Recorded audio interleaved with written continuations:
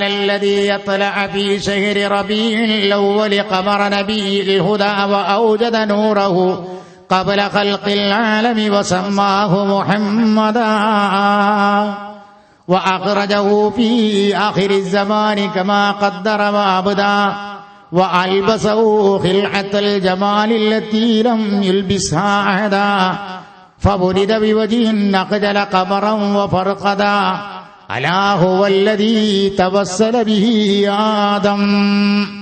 ഈ നിലയ്ക്ക് മൗലൂദ് അടും. അതൊക്കെ കഴിഞ്ഞതിന്റെ ശേഷം എന്ത് ചെയ്യും? ചാപ്പാടും ഉണ്ടാവും, അത് കഴിയും, കൈമടക്കും ഉണ്ടാവും. അത് കഴിഞ്ഞിട്ടേ പിന്നെ പോവുള്ളൂ.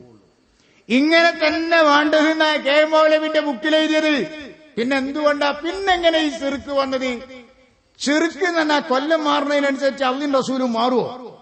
അല്ലാഹു തആലാന്റെ അന്നത്തെ തൗഹീദ് തന്നെയല്ലേ ഇന്നുള്ളത്. പിന്നെ എവിടുന്ന് മാറി? അത് മറുവശം വിശദീകരിക്കേണ്ടതാണ്.